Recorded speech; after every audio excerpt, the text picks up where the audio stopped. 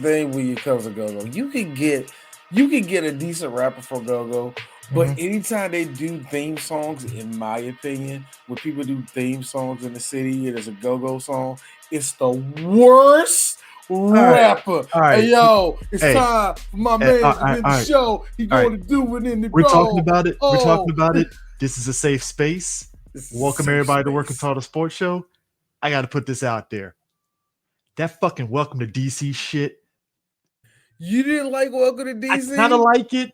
I kind of like it, but maybe because they play it so much, and I'm like, I Welcome to DC. It was fun the first 10, 15 times you played it. I don't like it. I ain't that big of a fan, man. The one they did for the Commanders, I was just like, the one they did for the Commanders is. I like the city. Anyway, Chris. There's a reason why you get copyright music. There's a reason why Dallas Cowboy got Wiz Khalifa, We Them Boys, and just said, fuck it, we're good. Here's my problem. Nobody sees the sadness in it. That's a Steelers fan. A year before, he did Black and Yellow. And I gotta be honest with you. It carried that team to that Super Bowl that year that they fucking lost. But they went to the Super Bowl, dang it, off of Black and Yellow. And you know what Jerry said? That's the perfect song right there. See, you say them, We Them Boys. See, so they already say that. See, Dez says that. And what I'm telling you, Wiz, is that I love to have that song for the Dallas Cowboys now, because it's signed right here. Now, signed right here. Oh, you got some long coon hands. That's just. So. You know, Wiz Khalifa is a very well-trained Muay Thai fighter. Yeah. Years ago, he did a video where it was like, he didn't like. It was weird. He didn't admit that he got off of marijuana, but he did say that like he had stopped drinking, but he was still doing marijuana because I think at that time he was pushing a new weed strain or whatever for his business. I think at that time he was. I know what you're about to say, but yeah. Yeah, and it was right after he broke up with Amber Rose, but they were co-parenting still, and he started getting into Muay Thai, and everybody's like, oh shit, Wiz Khalifa got an 8-pack. And I'm like, I mean, that happens when you work out. I get it, But yeah, he's pretty accomplished. Like, that's no bullshit either. I'm like, oh shit, cool. And he had like an 8-pack. Yeah, but anyways, then he started making the same song over and over again, and I was like, it's amazing. not that he's washed, because he's in that same area as Juicy J. Where they're clearly making all their money off of white people. We are here today. It's been about 4 weeks. Dallas went 3-1 during that stretch. Good times. But more than that. Are you sure we want to move on? Are you sure we want to move on? Look, I know we lost last night. Are you sure you want to move on? I'd just like to point out a couple of things. Mm-hmm. That was a righteous loss from Dallas. That they didn't take care of the ball. That's why they lost. That being said, if they took care of the ball, Detroit would have got beaten. I say no. I say yes. I say no for one. Take away Ferguson's fumble and take away those 2 interceptions. Oh, it would have been. I would say toss up at best. I say no, only for one reason. Now, kudos on the Cowboys and everybody over here. They kick it again. Somehow, some way. Wait a minute. They're still in it? Chris, check this out. I watched it too. I ain't stupid. I was just like, because my bedtime has switched up because of my doggone my job. My bedtime is switched up. So I'm tired around about 11 o'clock. I'm about to go to sleep. So like a So normal adult is what you're saying. yeah, I done finally turned into a normal adult. It took 42 years and it finally kicked Same for in. But me, anyway, because I be trying to catch up with the. I be telling my wife like, "Hey, I'm gonna go downstairs and watch this Lakers I'm game." about to tell I my be kid, passed out after the second quarter. hey I'm nigga, out. look, I'm about to tell these niggas right here. I'm about to tell my sons like, and like, yeah, yo, so 10 o'clock. I want y'all to sleep. This is my living room. I'm about to be playing. I'm about to be playing on Cyberpunk Real Live. I'm gonna go to the sex club too. And y'all kids better not be in here. Nigga, you know what happens? My son will walk in 10 minutes later. Hey, yo, dad, look at this meme. I'm at the menu. But anyways, the game. But The dog, game. no, this is the funny part. The whole time I'm like drowsy, like, yeah, Cowboys like y'all fucking around. I'm about to go to sleep. I walk back from the kitchen. I come in there. Okay, so we got a game. We about to win this shit. We had a chance, but I knew we didn't. Here's the reason why. Mm-hmm. Or at least in the situation why I didn't think we were going to win the game. And it was after the first interception. I told myself, now, Cowboys, this is the part you don't want them to do. Not only do they have control of the game, they have control pace of the game, they're daring you to do the one thing you do best, and that's have a shootout. And somehow with field goals, the Cowboys did that. And I told myself, don't do that. Not only are you gassing out the offense, but unfortunately, CD got hurt. That was a concussion. He was out for the game. Concussion protocol. And unfortunately, and Flanoy, who is coming out of nowhere, man. That dude is doing nice shit right now. But I just knew we didn't have enough, man. But also, it kind of reminded me. If we like, it's like when you remember in certain games you see at the second half. Yeah. The during the second half when Kobe was playing, it was like, all right, Kobe, be you. And Kobe is doing Kobe shit, and he looking at the score. How am I losing by 14 to the Spurs? That's how. But here's the thing. Go ahead, do what you do best, and that's what the Lions. You know what it reminded me of? Cowboys in on that one, man. You know what it reminded me of?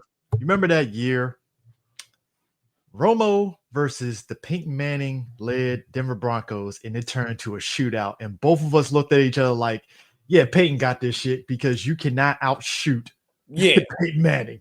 I don't care." As good as Tony Romo was, and trust me, he was going beat for beat with fucking Peyton, but I was like, it's Peyton Manning, bro. Yeah, you're not right.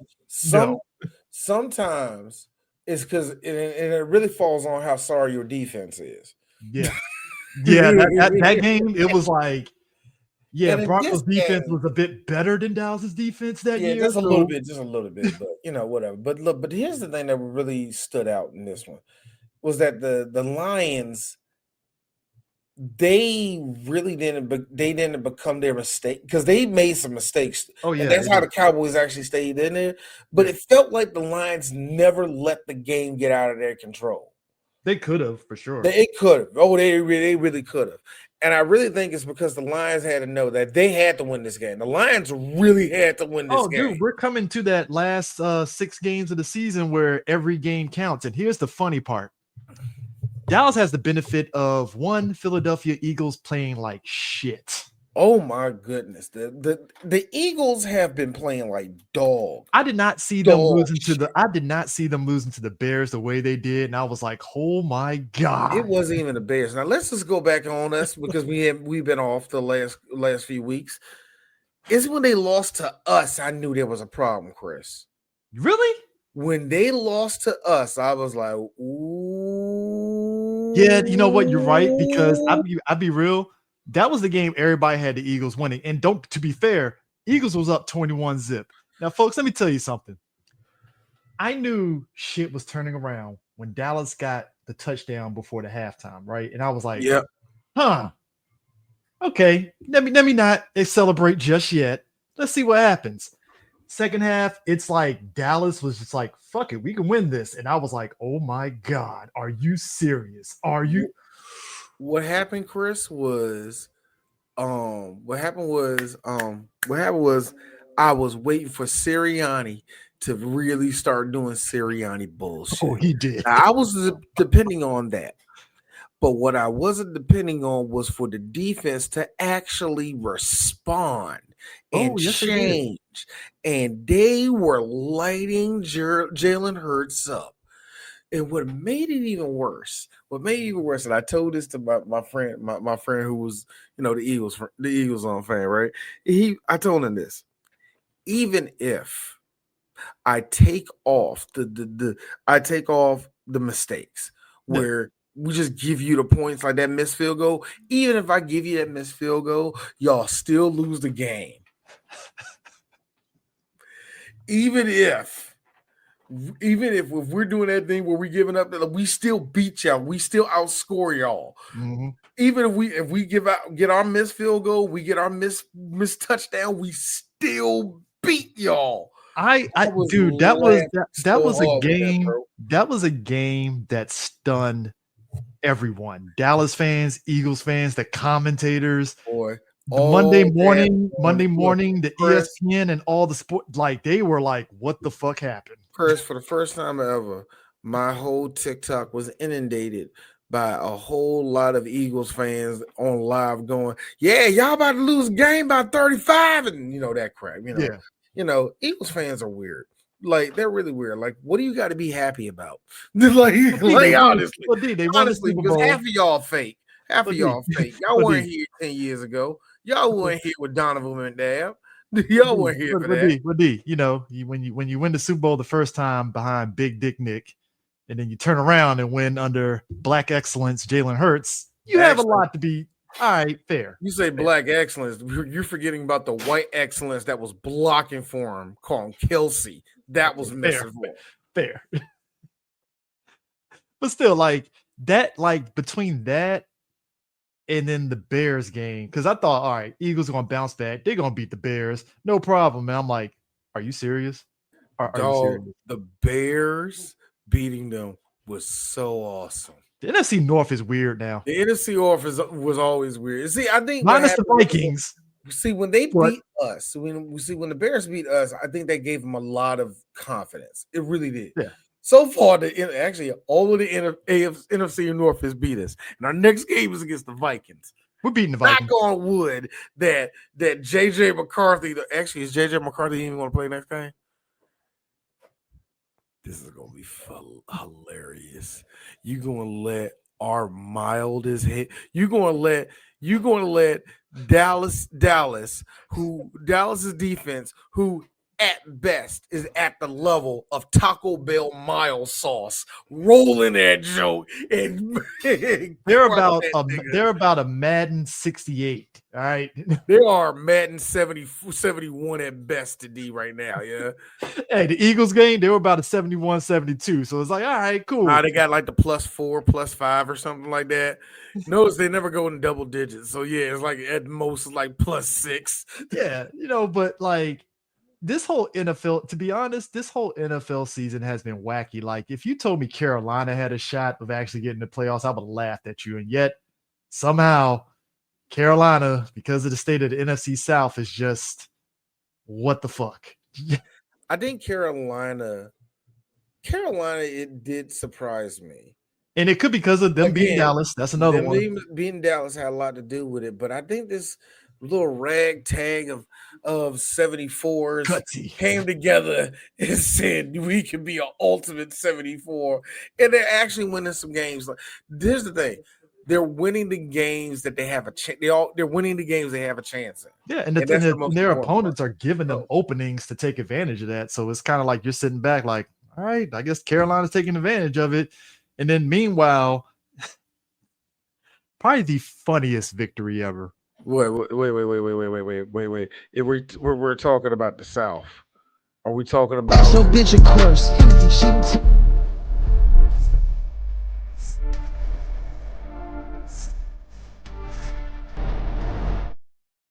Here's the thing. I like Tampa. They're all right. I'm still question marks when they hit the playoffs. But let me be honest with you. More so than the Panthers, See, the Panthers, I can let this Cinderella ride go. I'm fine with it. Yeah. Tampa, if you were in any other division, you would be trashed right now. I mean, when you have the Atlanta Falcons as in the New Orleans Saints floundering and stuff, I mean, hey, it just is what it is. What can you do? But I think we are leaving the thing out the table here. I feel after the loss, I think we can say, D, for the record, that the magic is kind of gone with the Chiefs because all right, Dallas beating them. I was like, Dallas beating them was one thing, but I think the bigger thing that really stopped them had to be the fact that, like, see, the whole season they looked beatable. Yeah. For the beginning of the season, they looked beatable, And God, when it wasn't the Cowboys game. See, the Cowboys game was like, yeah, that was evident. No, they beat the Colts. They lost to the Broncos. This is when he had that Broncos game with Bo Nix. Yep. That's another thing that we're not bringing into. I don't trust the Broncos. This is the. I told you beginning of the season that Bo Nix was going to look good this season for some strange reason. I don't know why. Mid quarterbacks in that Colorado in that Colorado Rocky air just matches. And that's no offense to the great John Elway, who was like, he just does it because he's in Denver, and then he doesn't. He's in Miami doing that same thing. You're like, oh, you know. The New England Patriots are 11-2, and that fucks my head up every day thinking about that. This is not right. See, I had Drizzy Drake doing. I had Drake.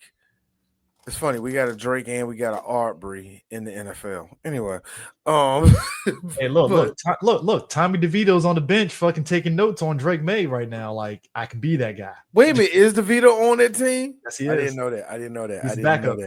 That is great. No, that is great. We got two characters. Yes, we do. Man, Drake May is having. Well, I don't know. We got three characters because we got no eyebrows Joshua Dobbs on the team too. So yeah, we got him. We got the three amigos. We got Spaceman. Yes. We got This is a who's who backup. These are two good backups. What's going on here? I swear, if the Patriots let me find out that Robert Kraft has found a GM that not only know how to make jokes, but actually craft a good team. I swear, if the Patriots somehow get to the Super Bowl this year, I'm just gonna sit back and be like, "What the fuck did we wrong?" Drake May is actually exceeding all expectation I had of him this year, man. Because I really didn't think that he was going to come in and have the same type of. Now, but hold on though, D. To be fair, the Patriots have a cupcake schedule. I was going to say that this wasn't like where I was going to say Drake May again. This wasn't like when Mac Jones came in and they just immediately just like, you're the guy now. Ran over him. Sorry, bud. and Brian Belichick Belichick was all like, all right, cool, I guess. Belichick was like, all right, stand in the middle of the street. We're going to run the bus over you.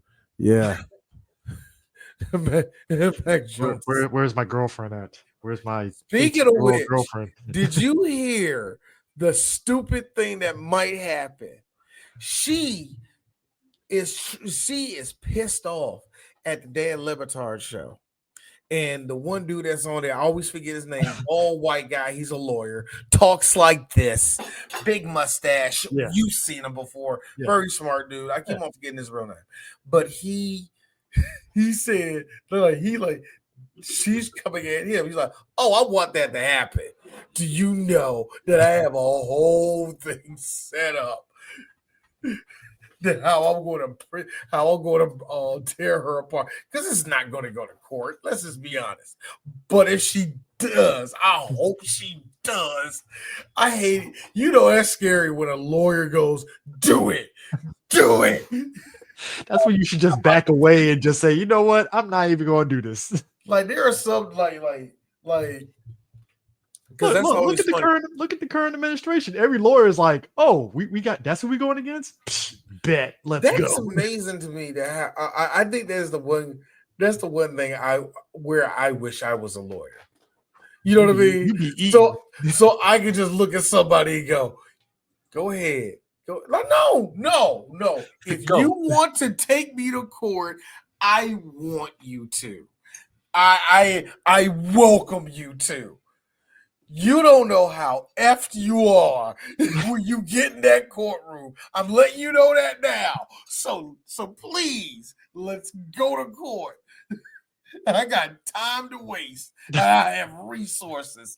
And that's the worst part. When a lawyer tells you I got resources, let's go. I got the money.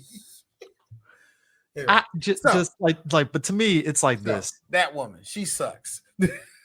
So right now, like when we look at it, like the Indianapolis Colts, they're doing good. Like we already got like 5 teams that pretty much are I still actually feel like the Colts 6 teams that are out. So basically, you got the Giants, Saints, Commanders, Cardinals, Titans, and Raiders. They're pretty much done. They're out. So let me tell you something about on those teams right there, the Commanders and the Giants. I did not see this year for the Commanders. Nobody. Commanders just it's injuries. That was injuries and a lot of bad luck. Here's the funny thing. I'm scared, Chris, because we have to run the table to have a chance to get into the playoffs, right? Yeah, because as it stands, I think ahead of us, the Panthers will have to flop. Detroit will have to. Yeah. The Panthers lose one more game, they're pretty much out. Basically, right now we have to roll the dice on either the Eagles flopping, because right now Dallas got the division lead essentially right now because they only lost one.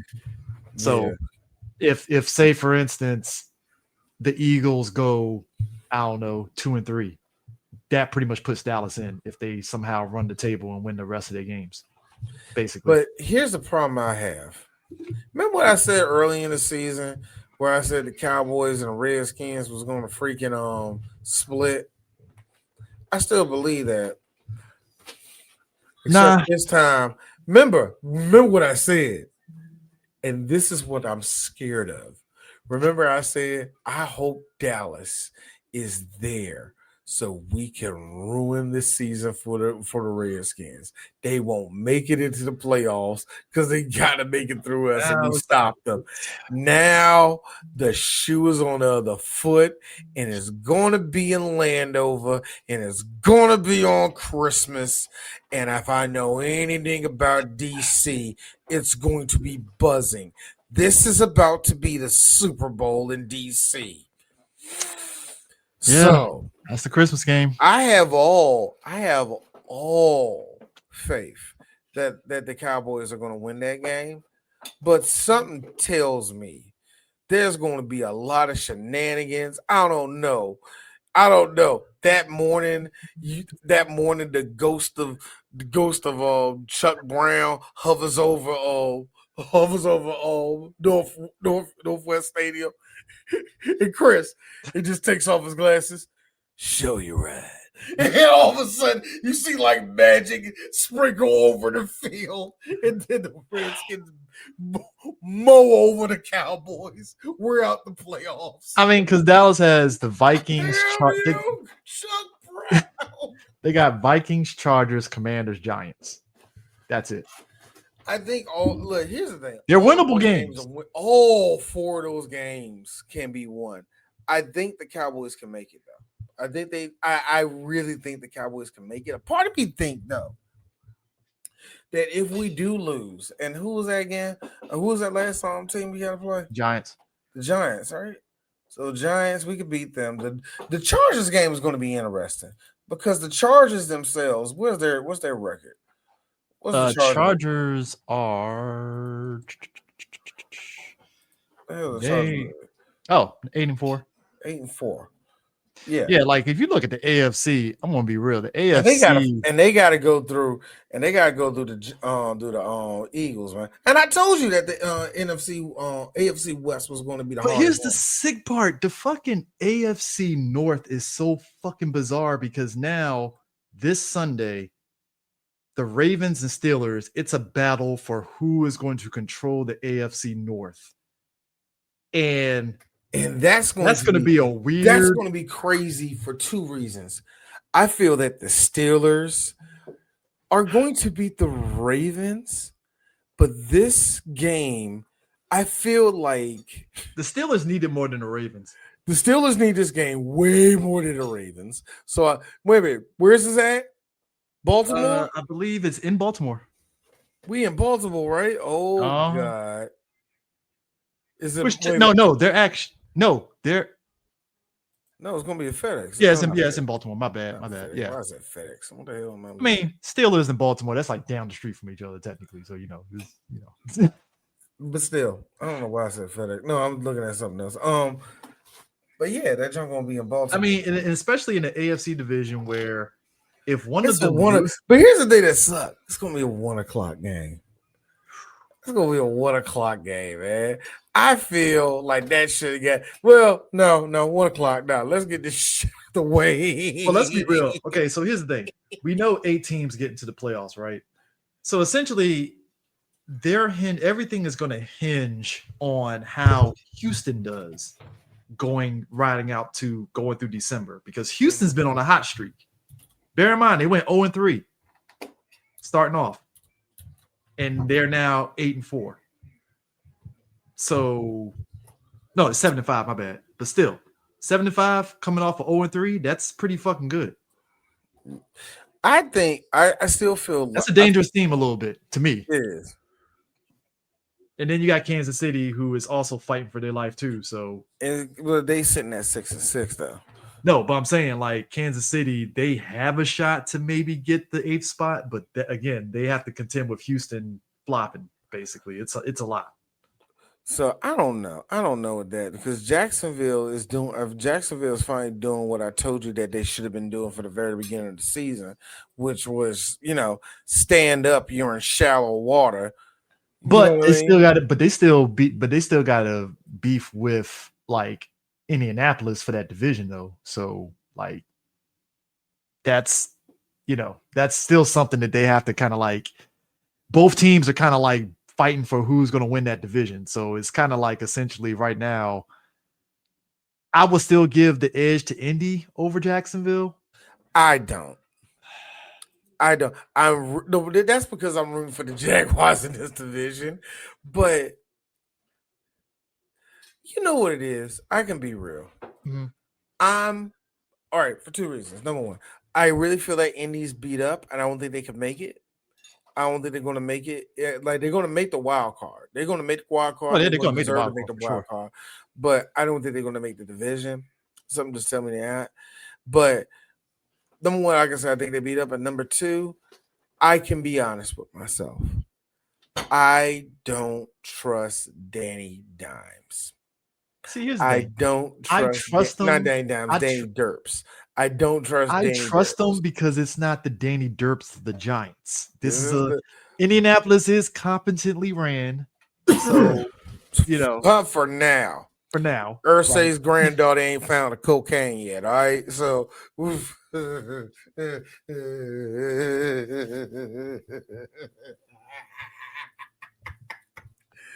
oh, rest in peace. Rest in free. Man, look, nobody like Ursay. You're right. Our boy Mo is no longer a Colts fan. By the way, I'm shocked, honestly. But no, you're not. I said, and this is a messed up joke. He don't care if I say. He just gonna say you mean as hell, D. I don't care. I said we was talking about F1, right? And we all talk about and I'm gonna touch on it a little bit later. But Lewis Hamilton has been having a terrible year. We're at the last race, and I said, what will be hilarious? And somebody was like, we was mentioning how bad of a year it was, and he said, "Yeah, man, I wanted Lewis to do something, man, but all he gave me sadness." And we noticed that at this point, he's rooting for Lando Norris and all that. I'm like, you know what, Mo? I'm like, my God, Mo, you're as loyal as a $24K modem. Like you, I swear. If the wind blows too hard, man, F these niggas. They don't know how to play defense. I'll give him this. He's still a Manchester United fan. That takes guts in this day and age to like Manchester United and the football they've been producing the last 2 Well, to be years. fair, D, Underwhelming, overrated football the last 5 years, I mean, maybe you can probably, confirm this. I thought Manchester United was like the Dallas Cowboys of soccer, basically. I feel like they're about to be. They're about to be old and overrated, still going off their past, still talking about, yeah, but we held down the 90s. Like that means something. You know what I mean? They finna be that way. They better be look. Thank God, Sir Alex Ferguson retired in the mid 2010s, still winning championships for them. To at least they still got another like 8 years. They still got another 4 years before it's like what like seriously, they haven't won. I don't think they have. They've been up for a major championship, but they haven't won nothing since then. They haven't won nothing there. I think they didn't win the league either. They haven't won the league in a minute. Yeah, they haven't won anything. You know who else haven't won anything? Arsenal. And that's where we're done. Yeah. I haven't heard people. My team won. Arsenal. My team won something. You know, like when the last time Arsenal won something? You better not say nothing in the 2000s, bitch, because y'all didn't anyway. Anyways, that's actually, what's funny? That's a good segue. Coming off of NFL. But actually, hold on. I'm not done with the NFL. What you got? I got one more. I got a couple more things to say when it comes to the NFL because I wanted to touch on it. But like you said, when it comes to the South, yeah, that's going to be tough between those two. When it comes back over to the Ravens and the Steelers, that's what I'm. Ravens Steelers. My bad. Back when Ravens Steelers, I have this feeling that just like I feel like this is really where both teams are going to fall apart. Like they already is it going to be a shit show of a game? I really feel that it is because like Lamar is Lamar going to be playing next game? Yeah, apparently he is. They said he actually set the play. Okay, so, I got a question, Chris. You are at least in more. I feel that you're in more circles of Ravens fans than me. Yeah. So, Chris, what's the excuse for Lamar this year? And look, I never was a part of this. Look, Chris, let me tell you as my friend, I was never a part of this conversation because the whole little black messiah thing that a lot of them Bamas got, I never was into that. I don't understand that crap. And number two, I don't know why he's so protected. That's where I will stop. That's where I will stop. Go ahead, tell me. The split is here. All right, now shout out to Chels and Raina from Gridiron Gals. Not Chels, Chels Cowboys. Raina is a Ravens fan. She's probably definitely one of the most reasonable Raven fans, just like we're reasonable Cowboys fans. Mm-hmm. For all intents and purposes, the reasonable Raven fans are kind of like something's off with Lamar, and maybe he shouldn't be playing this season until he heals up fully. Right? So they think he's still hurt. He might be just like kind of something's nagging, something like he's just playing through it just to prove something, which that makes sense. That tends to happen with players. They want to prove something, so they just. I think that's what happened with Dak before they told him to sit down. Yeah, sit your ass down. Sit down. You're hurt. It doesn't help that Tyler Huntley's been okay during his absence, and Cooper Rush has been Cooper Rush. So can I say this about Mr. Huntley, Tyler?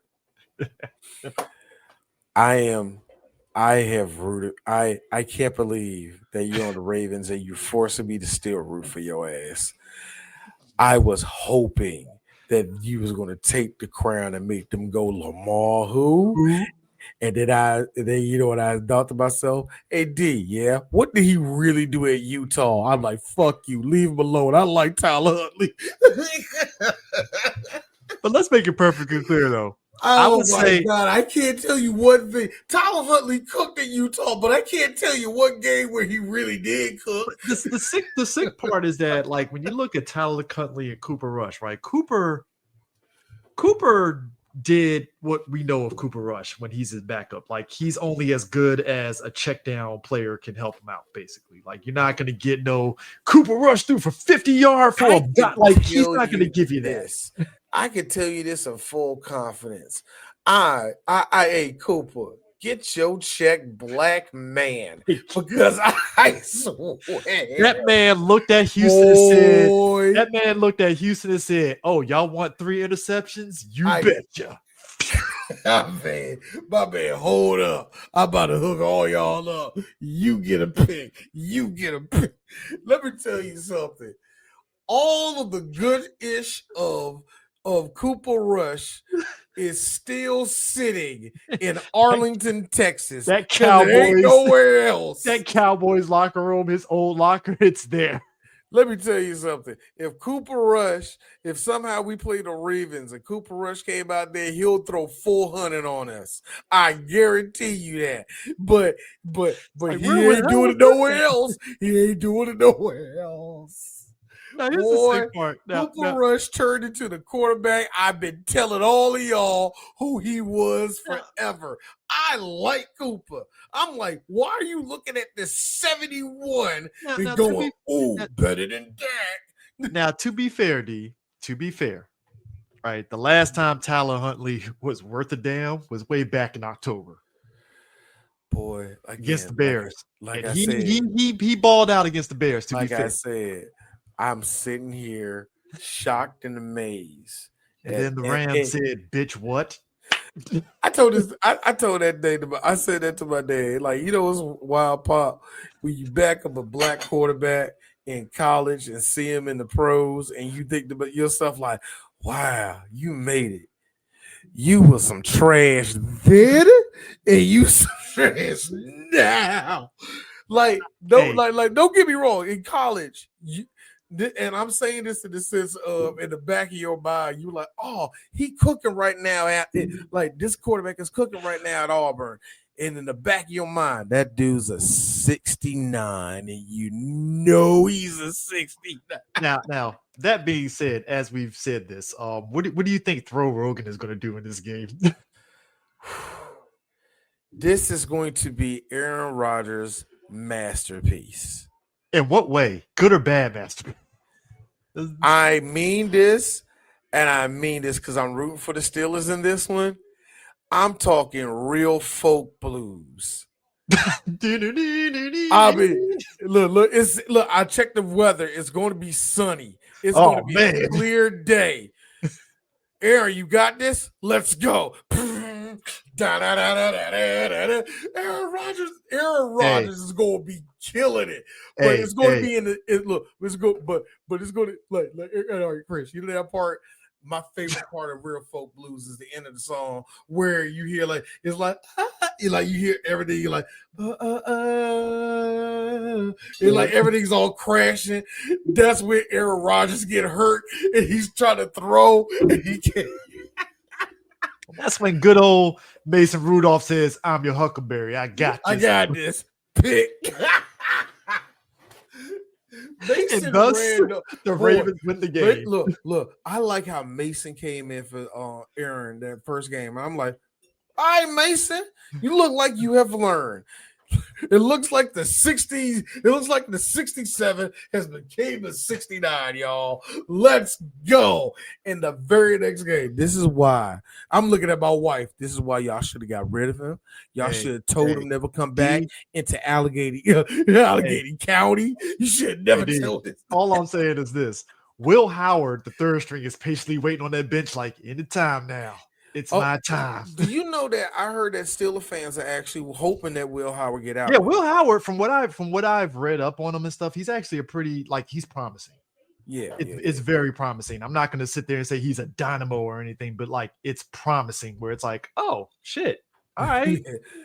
I think that nigga do something, man. But I really hope that this circus that is this. It ain't over. I'm calling it right now. Final score 10-9.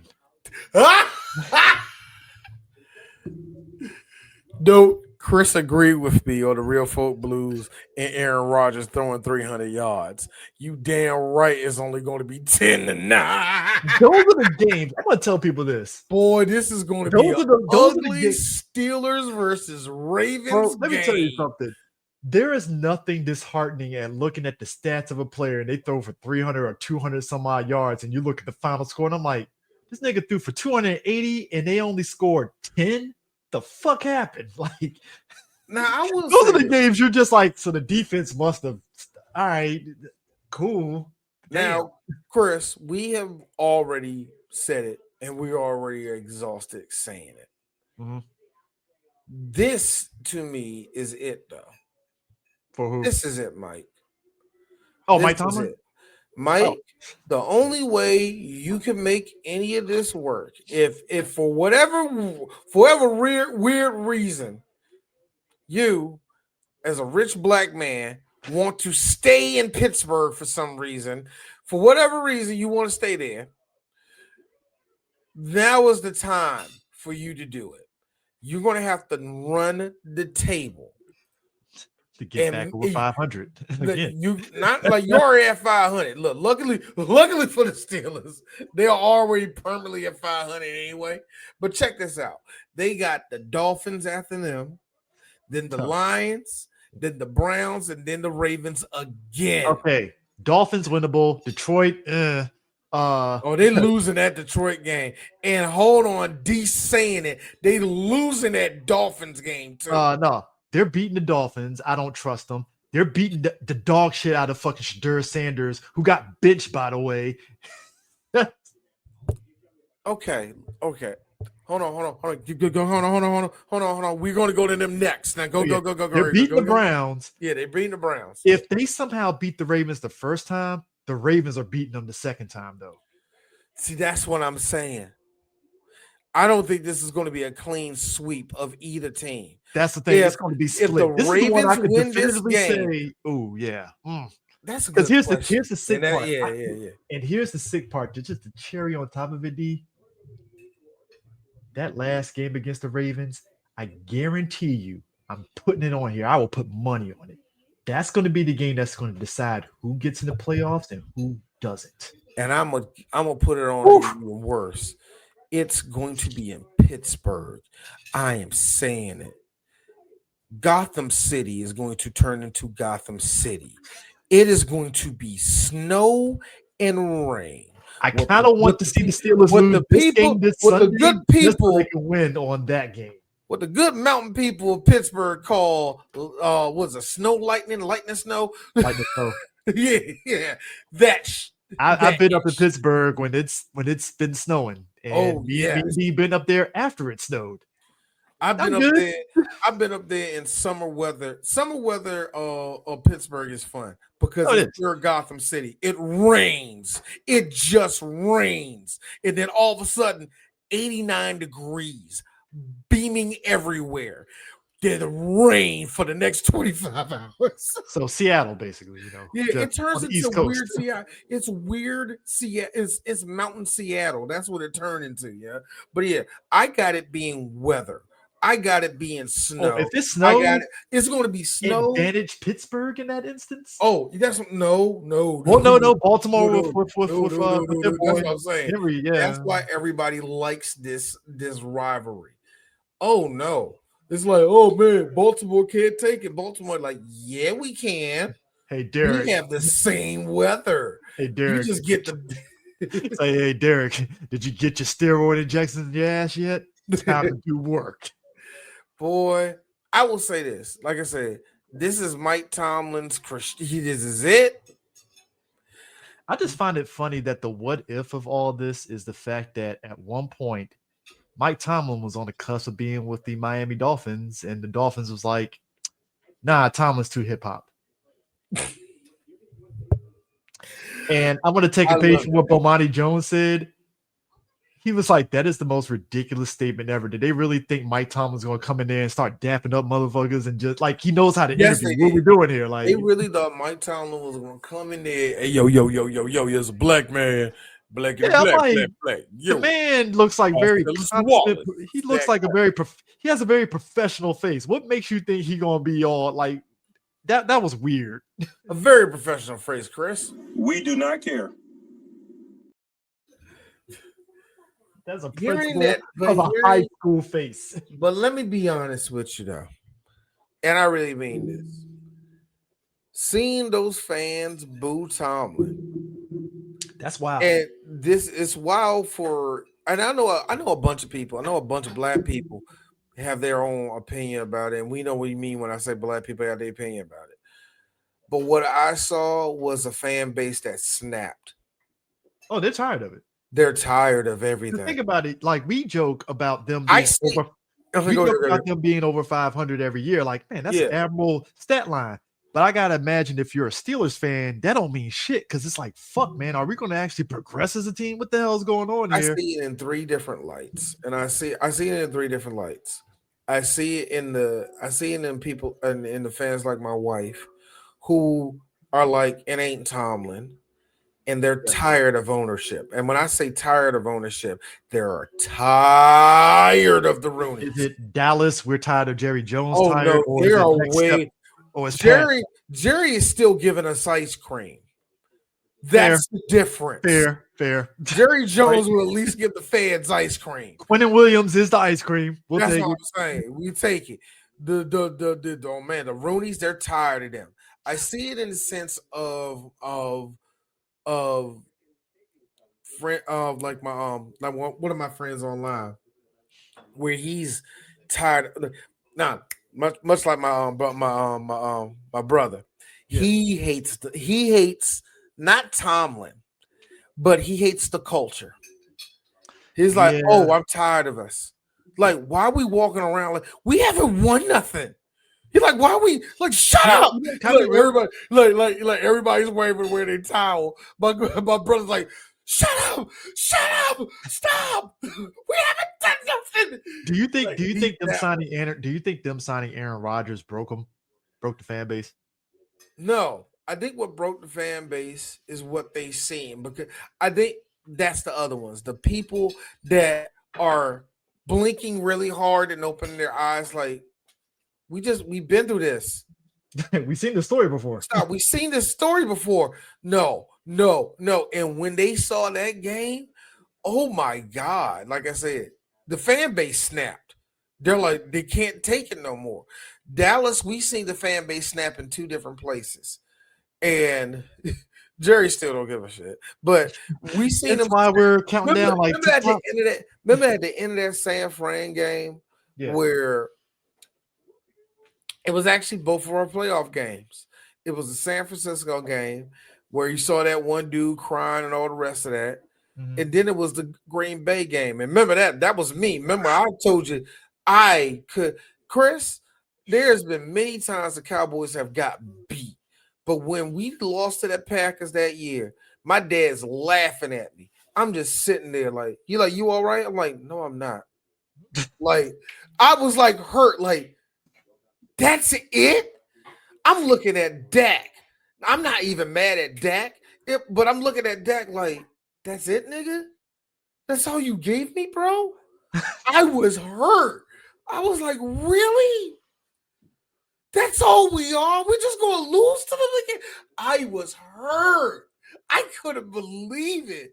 So that's what I heard. When they was like, fire Tomlin, I was like, I probably would have been just like them. When you just see like, no, stop. And I give fans their space when they snap like that, because everybody got their breaking point. I just don't like when people get mad third game of the year. It's like, stop.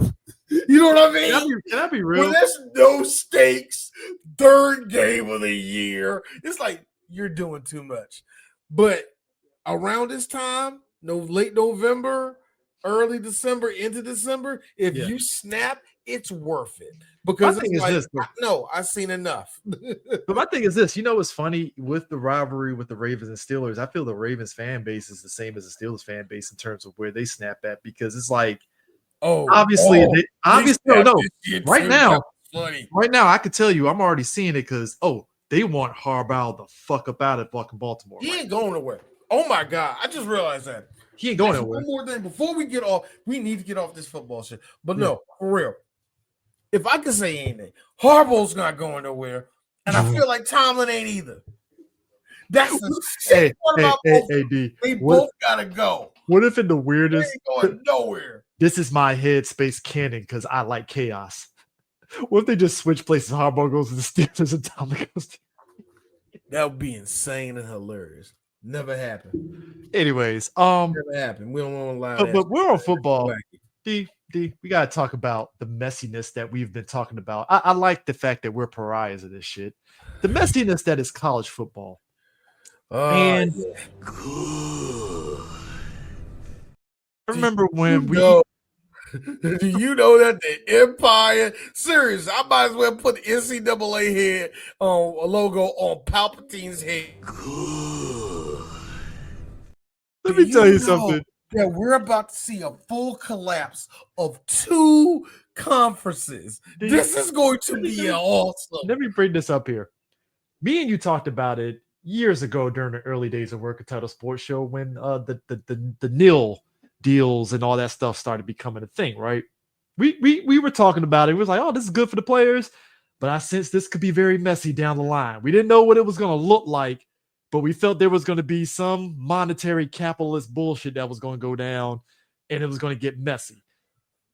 And then here we are now, and we're seeing it with the coaches, the players, the teams, like you said, the conferences. It's a shit show. So let me get this shit straight, Chris. You mean to tell me that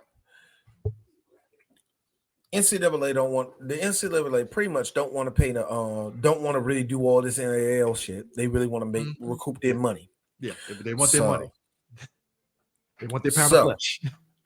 So they're willing to change up everything so that they can cap it.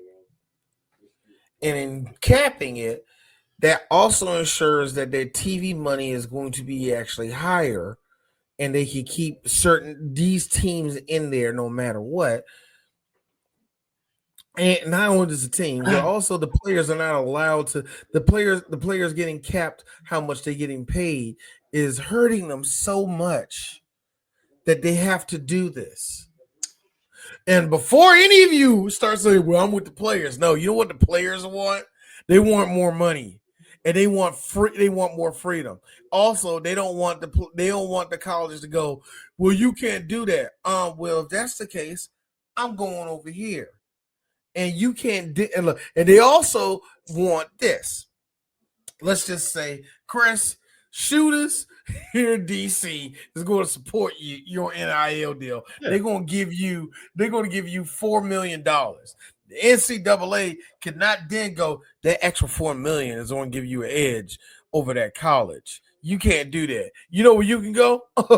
You can't tell me or shooters what to do. All right? So you can stay out of that shit. And I can get more and more money. You can't do nothing about it.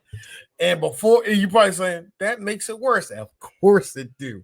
We're about to see what professionals call a shit storm, because it gets even messier.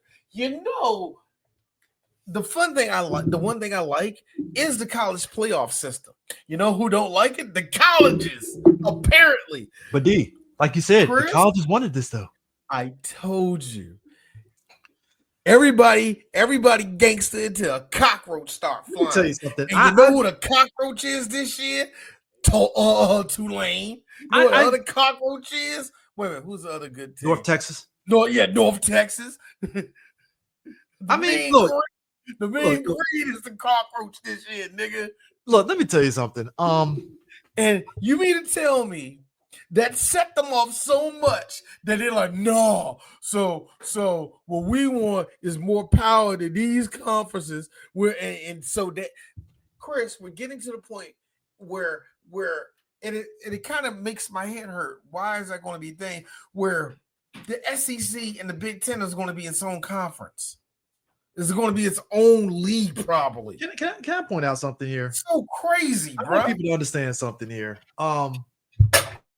Me and D, we've watched college football since we were like probably in grade school, middle school a little bit, and then cognitive as we got older. I'm pretty sure you're in the same boat as me, D. You started paying attention to details, players, and college systems. So once upon a time in college football, obviously the Big Ten, the SEC, and all that stuff, they were always the top conferences and stuff. Obviously, I'm a fan of ACC.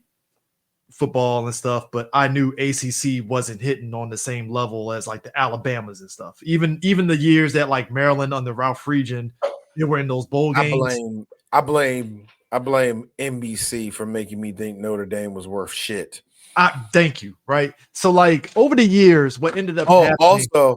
Also, I tried to tell my sons about the magic of Jefferson Pilot, Mhm. ACC sports, and how now, Chris, I'm gonna show you how old I am. Remember we used to show the basketball games. Yeah. They showed the starting lineup and they would play torture by the Jacksonville don't Yep. don't. They used to play that as an intro for the show. But like the thing of it is, like these conferences, obviously, it was kind of like power. if you were in those power it's not just conferences, size of school. It's just power of the school yeah. of So the like program. Pretty much, like you know what I it's mean? like when you think about the fact that like I think what opened my eyes honestly was like when Maryland got to the Orange Bowl. That was a big deal, especially in this area because the football team has always been meh. So them getting into a major, bowl game, which is the Orange Bowl, it was a big deal. But you're playing against Miami. Miami's Miami, and Miami fucking beat the shit out of Maryland. I was sad because I was like, damn it. And it's only because I hated fucking Steve And it's weird Spurrier. because But Miami at that time was still a Big East team, and Big East was just Miami. The Big East, remember Big So East time out. Conference. Remember the Big East Conference was just Miami, West Virginia, and like No. Boston College and Boston College and My Syracuse. bad. Yeah. I got the teams mixed up. It wasn't Miami. It was Florida, and Steve Spurrier was coaching it. Oh yeah, they ran them. So, but still, because I hate Steve Spurrier because I think he was coming out of the NFL at that point, and he got the Florida job. Anyway, that kind of opened my eyes. Like, whatever. oh shit, this Maryland football team, they're not the power team that I thought they were. And that's when over the years you started seeing, and I think the big one for me was when Maryland went to the Big Ten. Big deal. Funny enough, Maryland going to the Big Ten beefed up their football program. They got a lot of like top players that came through Maryland because of that, right? And that's when you started noticing, oh, so now we're noticing that if you're a school and you really want to compete, you got to go to those power conferences. And funny enough, Maryland going to the Big Ten helped them for football. But funny enough, Maryland's basketball team is already prestige, and that helped the Big Ten. I'm about to say that's the only reason why, because there are other sports. But that was the big thing. On the football side, yeah, you had to go to Big Ten or any other. That's the real reason. That's the real thing that everybody was laughing about. They actually kind of laughed at the athletic department about that, because it's like, this is nice and all, but we see those Ferraris and they on the football field. You want to tell us what's really going on right now, Maryland? Oh no, we went to the conference so we could do this, and this. Why is everything going to the football team? Again, it's for all of Maryland.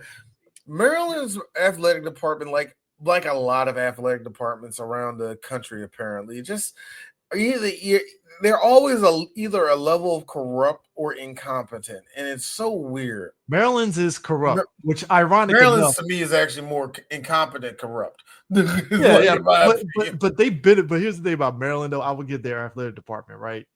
You would think they would be so hyper focused on football and basketball. Funny enough, their lacrosse team has won championships, their baseball teams has won championships, and their soccer teams has won stuff. So it's like, well, fuck, everybody's eating. So I guess, all right, cool. There's really there's really no reason to change too much with that, with the whole thing. But you, like, it was so funny. I was telling my wife that I actually, like, yesterday I was mentioning something about Maryland. I was like, come the fuck on. You mean to tell me for 4 whole blocks in College Park, all of a sudden the roads are nice? Get out of here, Maryland. You're not fooling nobody.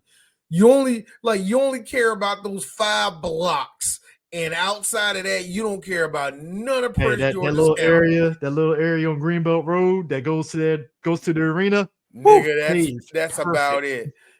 The hotels by the colleges, them shits is perfect. You mean to tell me all the money What are you talking about? I bet you better not say that. All that money you getting from the high schools every year trying to do their graduation. I know you ain't talking.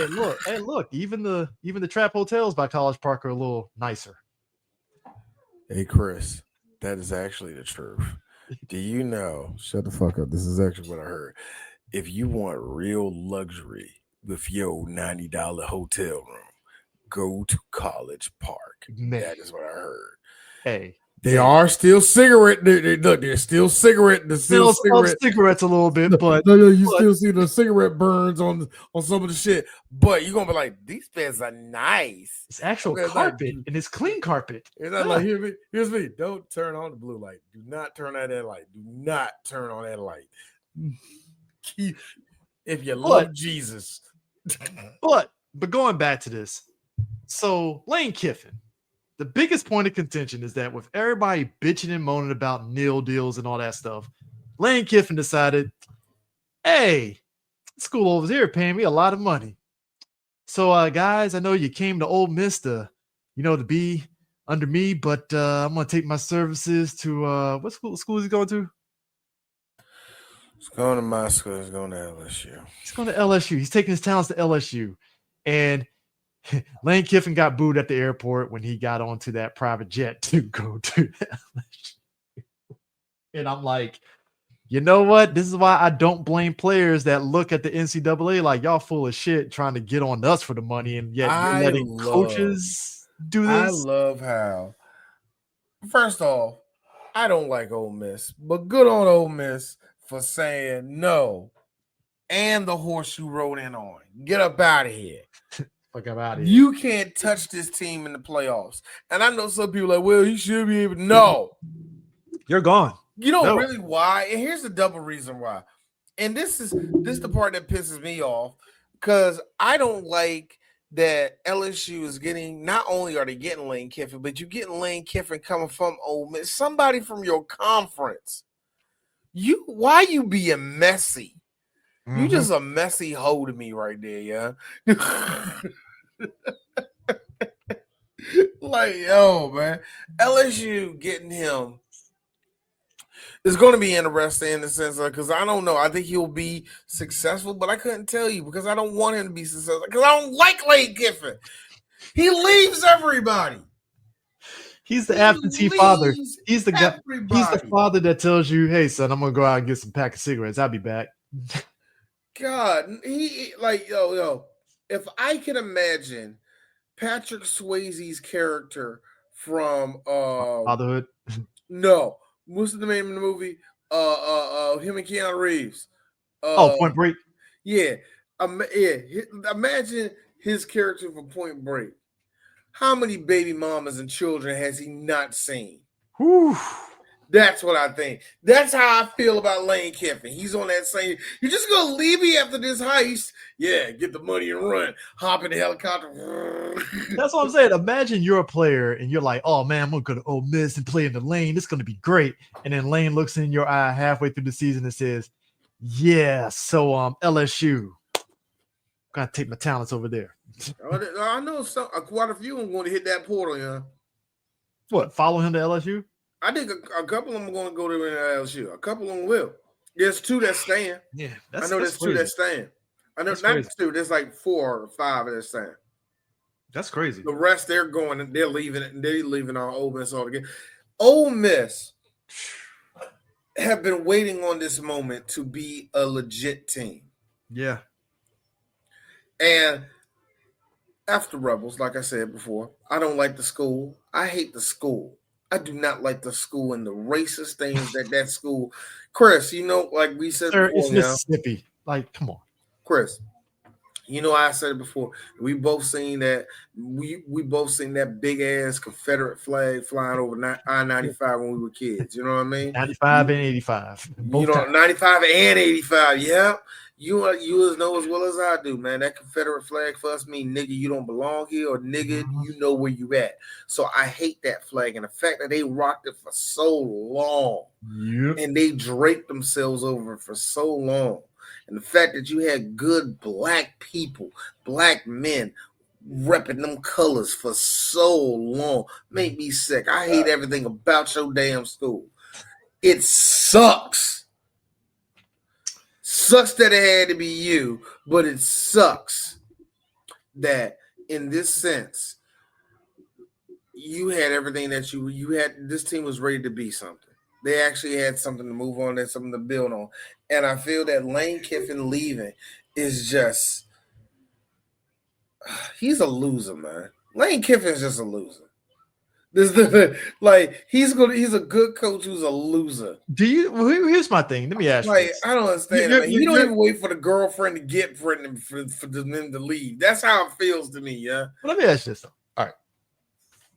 They have a disagreement over dinner. And the next day he said, "Yeah, I'm ready to go." What? Let me ask you this though. What do you predict for what he can do to LSU? I have this weird feeling that he's going to be successful. But how long successful? Is he just? That's the question because I don't know how long he's going to be there. Is it the lucky first? Is it the lucky first year? You have a great record and you get to the Rose Bowl and shit, or like what's up? Like, I think second year he does that. But again, how much in this contract does he get to keep though out of that if he's just up and leaving? I'm not saying up and leaving like that, not that quickly. Like if he's going to be there, he's going to be there for like 4 years, and then all of a sudden, goes to Alabama or some shit. Not be out of nowhere. It'd be or Notre Dame because Notre Dame. Yeah, it'd be like somebody like Notre Dame or some shit. Penn State.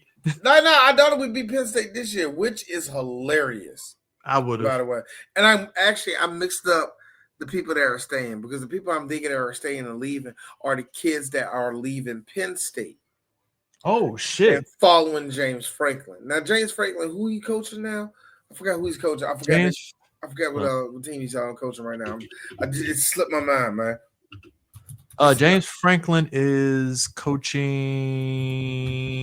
Virginia Tech. Yeah, Virginia Tech. Yeah, a bunch of kids that he had on his recruiters. They already done jumped to the Hokies. Damn. And then, like I said, and a bunch of them already hit that portal and they're about to leave. And about 6 or 7 or 8 of them are staying.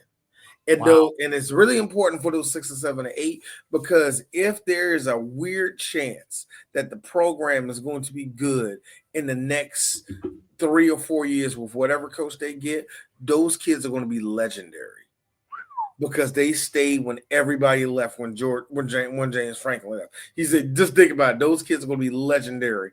But that being said, though, you see all those recruits jump with James Franklin. Did James Franklin deserve to lose his job? I said no, but they had enough of him. But you know who does need to lose his job, Chris? Loxley needs to lose his job. I want him gone. I'm tired of this. Because Malik is going to be leaving because of you. You know that, right? Really? Well, you think he's going to stay in Maryland? Look at this place, Chris. Where is the flower blooming at for him to go, well, maybe there might be a bright future? Tell me. Hey, look. This team is trash. I was scared. The last 4 years with Loxley, we've been like, oh man, maybe. I mean, look. I think Malik will stay if they do fire him. That's a good question. Because I think you posted that TikTok. Hold on now, Loxley is going to be in next year. But something has to change with the culture at Maryland because I think that TikTok video you posted up, I kind of forgot about that being the thing, but it's just like, oh man, everything's good with Maryland. Then all of a sudden, shit, they turn to crap once October hits. Yep. What the fuck? And I keep and Chris. And that's what hurt me because they going on this damn they're on a 7-game skid. That's insane. You were 4-0, and then now, boom, 7 games. Like that should get you fired automatically. Here's my thing, and this is the fun part about it. The fun part about it is that, like you said, that not only that, he's guaranteed to be here next year. We do this every single year.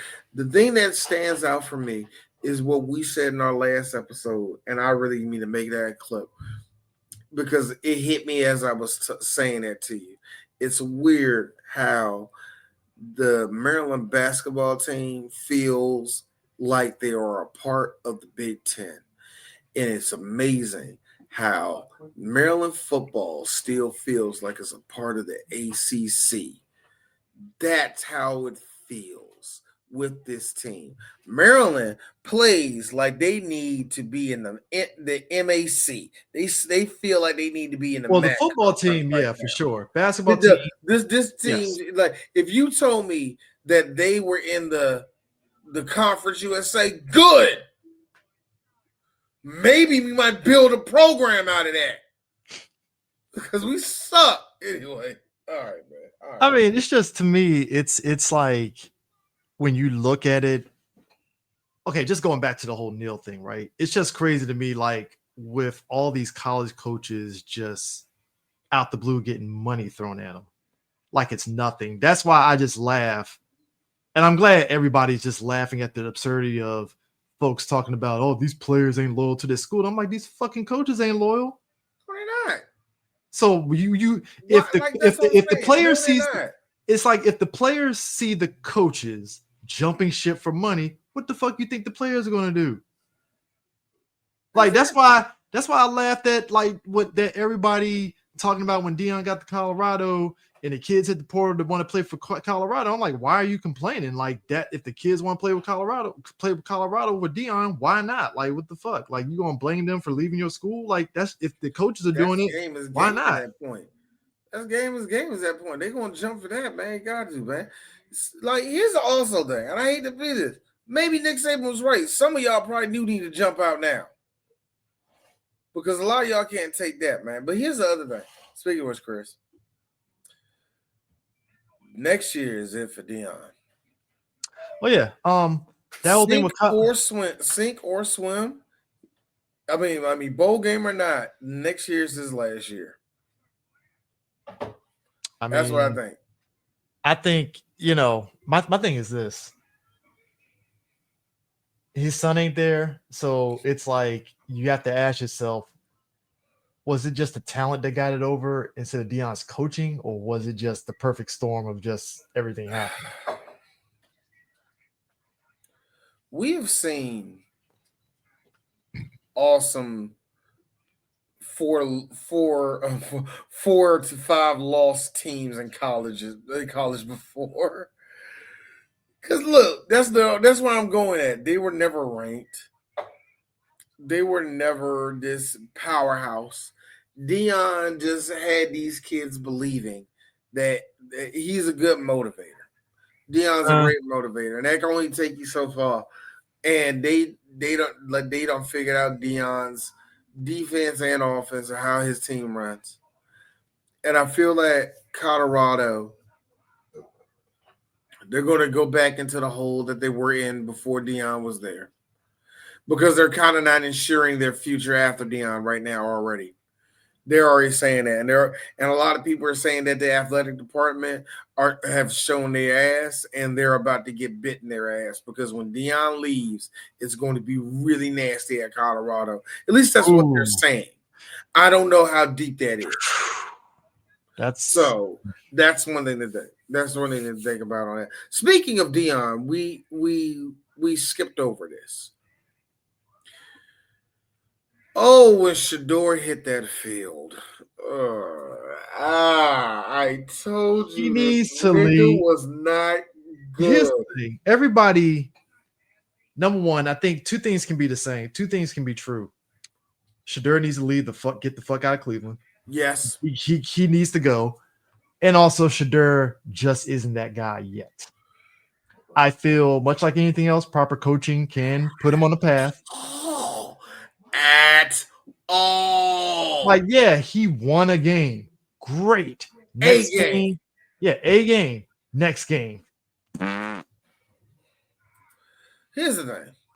I want Shador to do. No, I don't.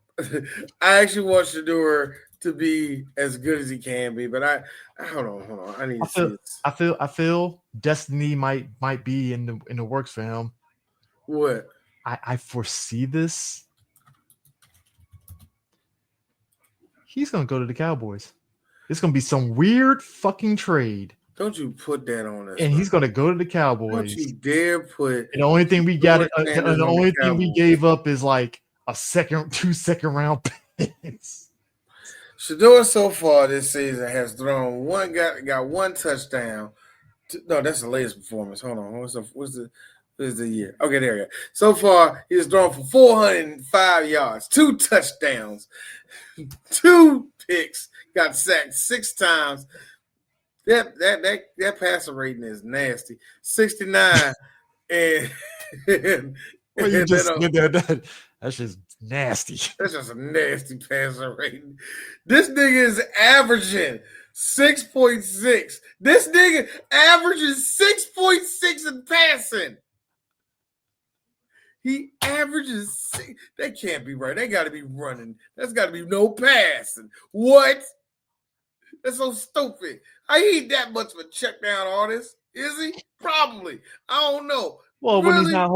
he's not holding the ball for like fucking 5 hours in the pocket. That's another thing. When I saw him scramble and hold on to that ball, I was like, so you mean to tell me when you was out there getting so you mean to tell me, Shador, what was that, a year ago when I saw you getting suplexed by all of the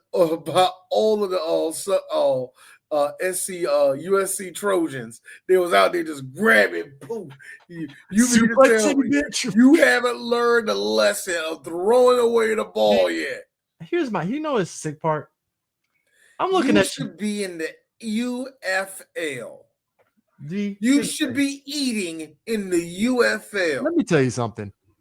I'm looking at Shador, and I'm like,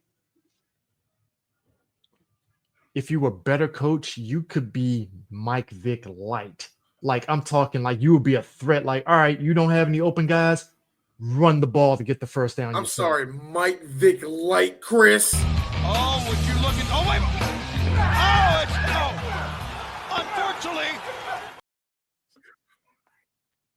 I had to break that up because I was mad at you and I needed something to make me laugh.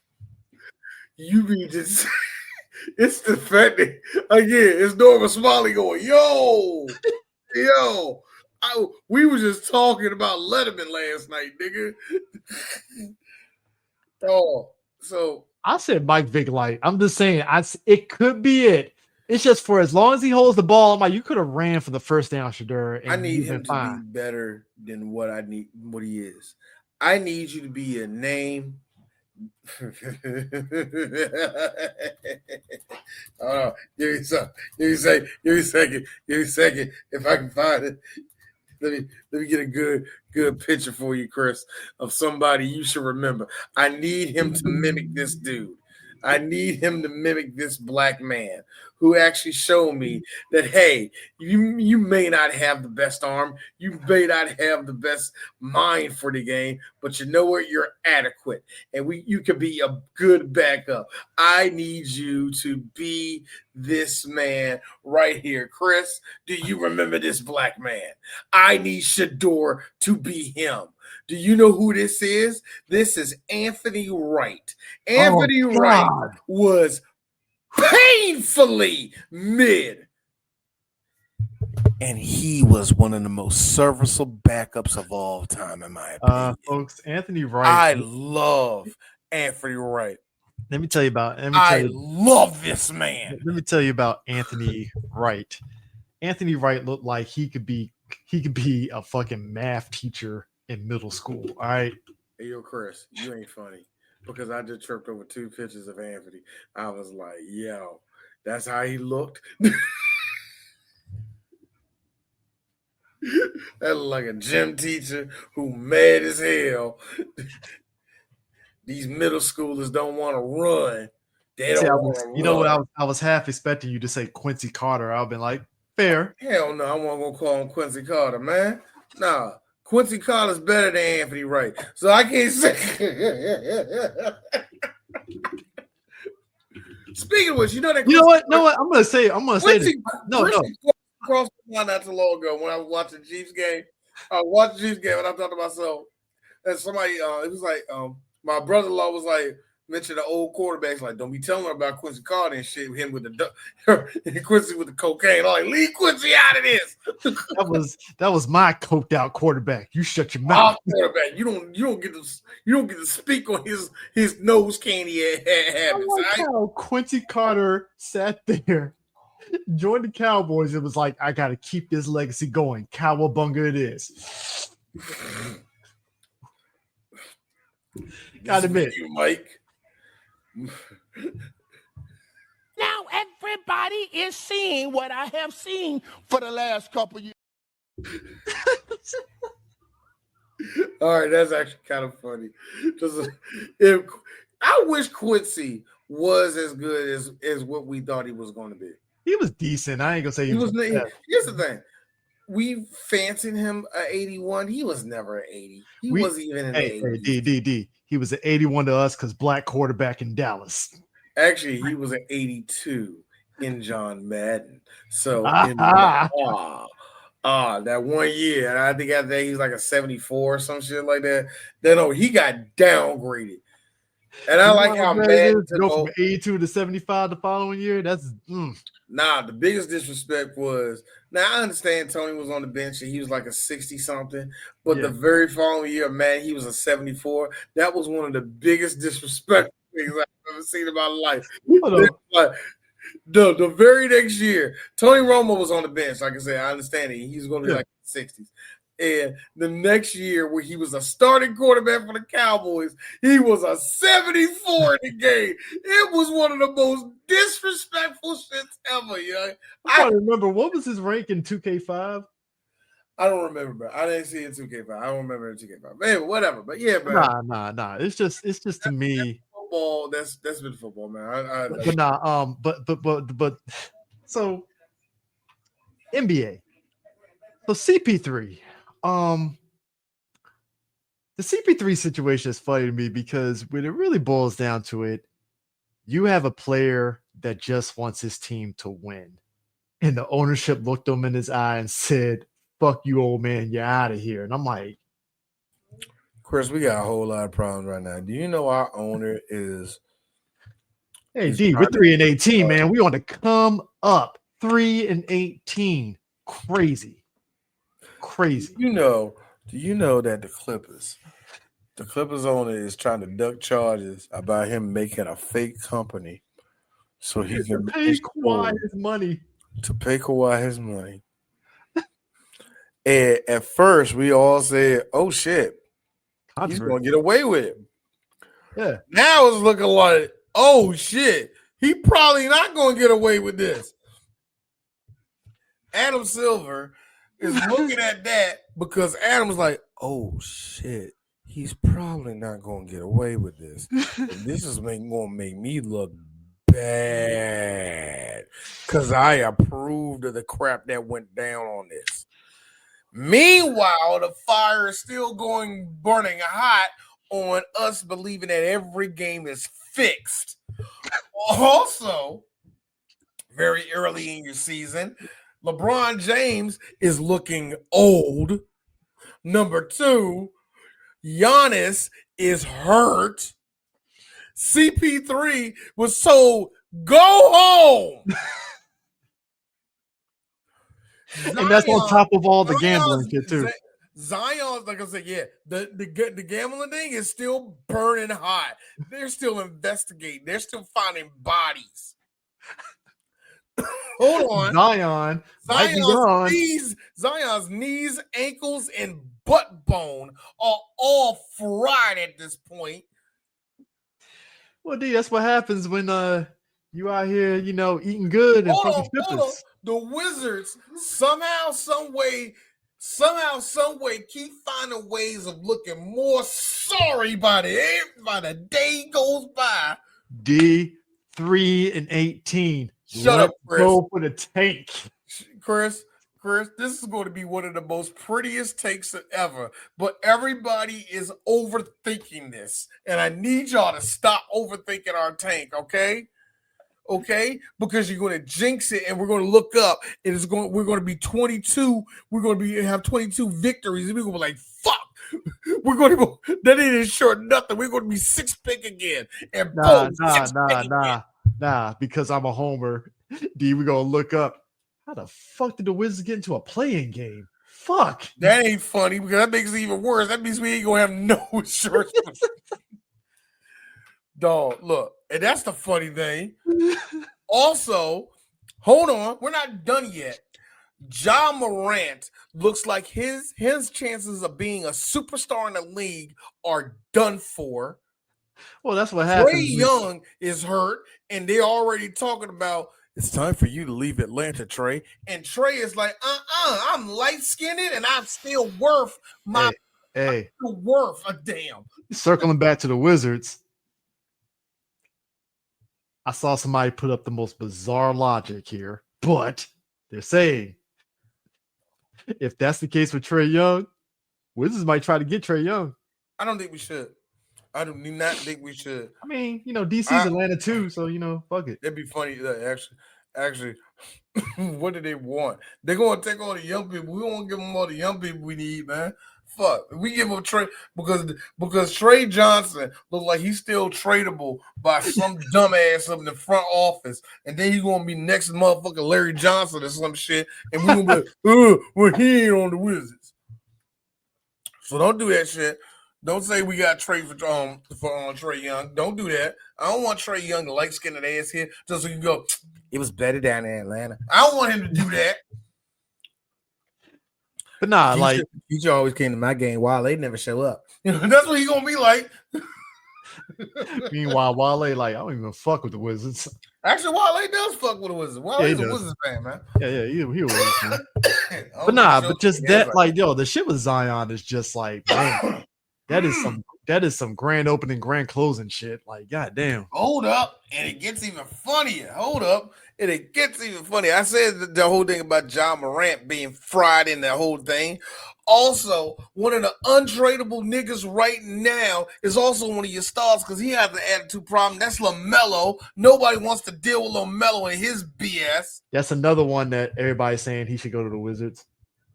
I think LaMelo needs to go to a playoff team with a coach. So my thing is, if there is one thing I want the Wizards to do, I really mean this, and Chris, you would agree with me. Yeah, of course. Washington, get Mike Malone now. He ain't doing nothing. He will come into DC. He will lay down what he wants in his team. Sure, there's going to be 4 people that got to get off this squad now. Mm-hmm. But get Mike Malone. I guarantee you the Wizards will be in the playoffs in the next 2 years, and within 4 years, we be fighting for the Eastern Conference title. I guarantee it. We need Mike Malone in DC. If you want the Wizards to have any chance of to looking like a championship team, for Ted Leonsis' Jewish Greek heart not to give out on us, so he can see his team, so he can see what Abe Poland didn't get to see, a successful Washington basketball team. This is our chance. Get Mike Malone in DC as soon as possible. Hey, he just chilling on ESPN right now. That nigga ain't doing nothing. Get Mike Malone. Oh my goodness. Guy coached the championship team. I'm not kidding you. We get Mike Malone, the whole ish is turning around for the Wizards within a year, man. That team will be set. Yeah, give it some time. Because I can tell you this right now. You know who's a problem? Alex Sarr is going to be a serious problem. Mm-hmm. We might be looking at the birth of maybe the second best center in the league. This dude is going to be worth so much money in the next 3 years. I don't think the Wizards are going to let go of him. That's why I'm confident of all this, because he is showing real promise already. In these losses, he is showing real promise. Here's the sick part, and this is just me, like watching the Wizards this season. Again, they're 3-18, but it's like the games are winnable, in ways in which it's like if they just had a little oomph, they could win it. 'Cause then it's like You can I think tell that's why I'm like Chris hopeful that they can turn it around because it's like they're almost there and it's just what we're dealing with now with Chris Middleton. You remember how the joke everybody makes with Chris Middleton, how he has a schedule of what he turns into. yeah. We get that now in games with him. We don't get that through the season with him now because there are times where he, like and I really mean it. Chris Middleton has a Jordan switch where he is, because he doesn't look like it, becomes incredibly athletic, becomes like he turns into Jordan. Then all of a sudden, he's back at Chris Middleton again. It's weird. So, but you can tell Chris don't have it like he used to. CJ still can drop 40 on you. Hey, CJ McCullough. Hey, look, man. I said that you was washed. I take it back. Washed niggas don't still throw 40 on niggas. You know what I mean? Even in a loss, I respect that shit. So, hey, but CJ ain't got it like that. He ain't gonna lead a team like that. It falls on everybody else, man. George still looks good. Bilal looks nice. I don't like how Koulibaly got to play the two. I mean, not Koulibaly. Bud, how they got put Bud Carrington at the motherfucking 2 instead of the 1 because Bud's a true point guard and a real good point guard. Again, all this. That's the weird thing because if they put Bud at point, I guarantee you we actually be winning games. But whatever. That's neither here nor there. But the CP3 Chris, thing I see what you see. We're losing games upward. But last night, I'm going to say it. We got raped. We got the Boston. It's the Celtics. Here's the okay. That was look, nigga. When it was 88 129. I was like, stop. Here's the sick part. The Celtics are not in their final form and they're winning games. That's the insane part about it. Hey man, look, man. If your Beijing falls off your head mid-game, you be mad too. That's another thing of the madness in the NBA. The Beijing is falling off everybody's hair. But also, to your point though, and why I feel the potential for the Wizards is there. The Detroit Pistons are the number 1 team in the East right now. Detroit is looking very good. And Detroit, and people forget, Detroit was slumming it for years. A lot of people think that's what's going to happen to the Wizards too. Because I told you those 2 years when they was down there with the Wizards, Cade Cunningham was going to be a superstar. He's not superstar yet, but he's about to be there. That's all. I told y'all. Cade Cunningham was the truth, man. I love that dude, man. I didn't think it'd be this quick, but here we are. There's one more thing in the NBA that I think I'm missing. That's been pissing me off. That made me question shit and all that. I already said about LeBron looking old, and yeah, I have nothing on that. I really think don't. First game he didn't score double digits apparently. I haven't. LeBron's about to be on some goofy time right now. LeBron's going to do a tough time right now anyway because I think his image is taking a hit, and like I said, this is rough, man. Oh, this is rough right now. This right here is making me say, yeah, LeBron, next year you're done. Do the farewell tour next year, bro. Just do it. I mean it, man, because we're seeing, we. Speaking of farewell tours, hold up. Who's John Cena about to see? Who's John Cena about to fight? Did we see the results of that? Oh, speaking of last time is now. They ain't fight yet. Gunther and LA Knight ain't fight yet. Yeah, okay. Fight yet. Nah, but yeah. But nah, this whole NBA season has just been, like I said, it's a lot of potential. But so what was this F1 thing that you wanted to because you said it was something that was hilarious. Okay, so with all the craziness that has been happening this year in the F1, we are finally at our last race, and I gotta tell you, mid-season we said, "Oh shit, McLaren has already pretty much won the constructors title. So it's going to be between Lando Norris and Oscar Piastri. Well, Chris, a couple of weird races, a couple of bad races from Oscar, a couple of really good races for Lando, a couple of real good races for Max, and F1 shenanigans from the FIA. That's all D will say. And now, Chris, we are down to these three men. In the next 48 hours, Abu Dhabi, baby. We're going to figure out who's going to be the champion between Oscar Piastri, Max Verstappen, and Lando Norris. So I got to be real with you. As much as it makes, I hate to say this because I've been dragging him all year. I got Lando winning this. I want him to win this year. He's my son's favorite dude on the grid right now. I'm going with him. I hope he gets it. I think if Oscar wins this, to me, good on him. He got it before Lando. He can really, you know what I'm saying? He can hang that up that I got this championship in this short amount of time. You know what I'm saying? That looks really good for him. I tell you, that's going to be the one that I hate. If Max wins it, D is going to be standing up, clapping hard. Because the way Max got back into this, yes, with the shenanigans that the FIA probably done with this shit with some of these races, and how all of a sudden somebody got placed low and just so happened you got points, Max, whatever.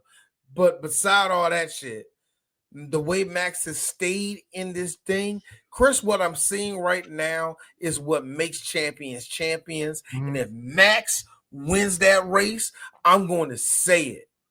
Lewis and you are two walking goats.